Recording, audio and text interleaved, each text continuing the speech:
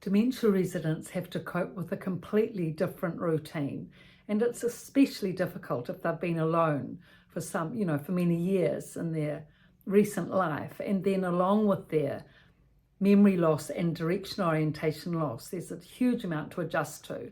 I mean, even in their room, in terms of routine, there's so much to cater to.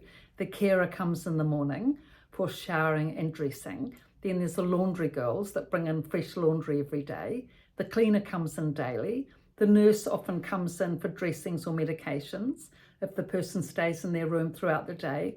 Then there's morning and afternoon tea. Wanderers come and go, people that are confused, they're not sure whether it's their room or not, etc., etc. So along with this, then there's the activities in the lounge and the dining room experiences with all the routine of that. So this whole huge amount of change of routine the person has to get to grips with is a phenomenal amount of adjustment. And it's different for everybody. Some people can cope with it if they're social and gregarious and they like company in the lounge, they do well. But for people that are quiet and more reserved and shy, and especially, as I said, they've been living on their own for a long time, it's difficult. But nevertheless, human beings, spirit as it is, one needs to be resilient and adjust if one's to live in such a facility, which people with dementia have to. So even those people that stay in their room most of the day, which is very much the minority, by the way, in a dementia unit of 30, you'd really only get 3 or 4 people that are withdrawn and stay in their room most of the day. But even that routine is vigorous, and the amount of socialization the person needs to go through, because it's not like you can just lie on your bed and shut the door. In dementia units, there's no locks on your door. The door is always open, so people can just come and go as they like, and they do. I mean, they may knock, but if dementia residents are wanderers, for example, or they're confused about whether it's their room or not, or whether they're next door or not, or what, they'll just come in and they'll say, oh, it's not my room, and then they'll go out again. That might happen 10 times a day. And if you're trying to have a sleep and you wake up and someone's in your room, that's a bit disorientating. And then, of course, there's staff coming and going all day long. It is a completely and utterly different routine, and you need to abide by it. I mean, if your shower is 9 o'clock in the morning, Monday, Wednesday, Friday, that is shower time. You can't not have a shower. You need to abide with that, and hair washing, if that be the case, at the same time. So if you don't like getting out of your warm, cozy bed when showering's on, but you have to, you can imagine the adjustment, especially if you don't know that the showering's coming up. If you haven't been informed, or you've forgotten, if it's not in the diary, if it's not on the whiteboard, then it's even more confusing. But in terms of routine, if your carer can say to you, 10 minutes before your shower, that you're about to have a shower, and in 10 minutes you'll be coming in to give you your shower, so that you've got that 10 minutes to orientate to the fact that soon you'll be getting out of bed and going into the shower, it gives some chance of being able to orientate to the routine. And there's other ways, of course, writing the details up on the whiteboard or in the diary, and the relative informing mum, about these times, that 9 o'clock, Monday, Wednesday, Friday is your shower time, and writing those details up on a whiteboard is a great idea.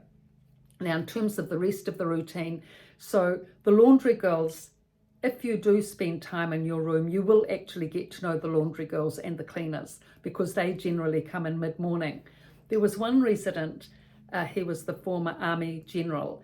He was actually quite clever. He had good direction orientation, so he could find his room readily, which made a help. He had good time orientation and had worked out the times of the day that things went on. So that was a great help. He did, though, he could never find his razor, he could never find his toothbrush, but everything else was in order, interestingly.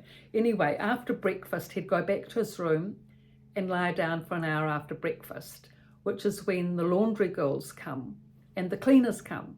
And he always used to say, the comfort ladies, they're such lovely girls. They're just like your mother doing the cleaning and the laundry.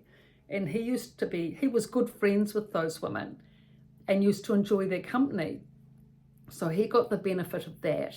Then once those girls, he had the routine that once those girls had finished putting out the laundry and doing their vacuum cleaning, which by the way, he could lie there and relax while the vacuum cleaner was going on. This massive, great, huge vacuum cleaner makes a racket. Oh no, he'd just lie there, calm as anything.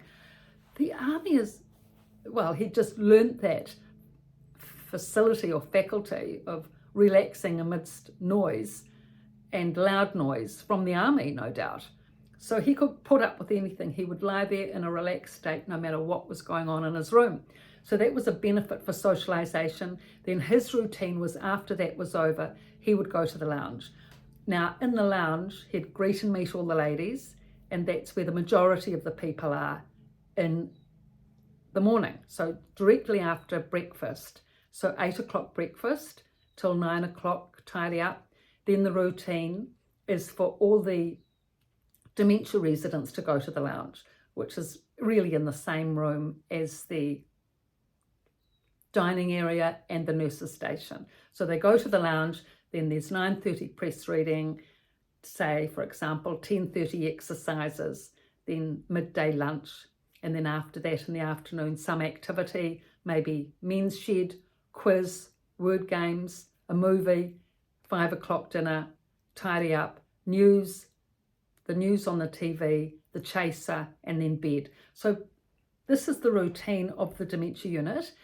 Activities do vary every day, which the diversional therapist or activity coordinator does all that routine and writes it up on monthly programs, which are put on the back of the door on each dementia resident's door. Now, it's a massive routine, but it is a good routine. It's cognitive, it's stimulating, it's social, it's friendly.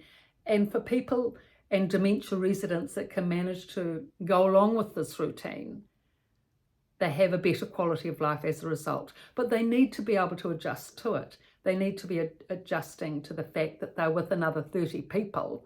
There's 30 people involved in the activities, 30 people at every meal, having a meal along with them. It's a big adjustment for them to come to and to be able to manage.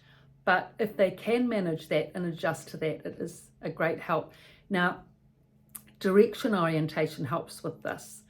If they know where their bedroom is, if they know where the lounge is, where the dining room is, where the nurses station is, if they know these points of orientation, identification, this will help them establish to the routine in a much more effective way. Now, the nurses hub is at the centre of the whole dementia unit. Everyone knows the nurses hub.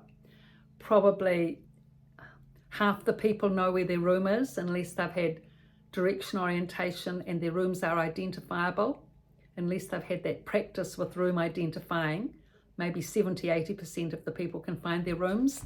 In terms of the lounge, most people can find their way there because it's directly next to the nurses hub, which they know.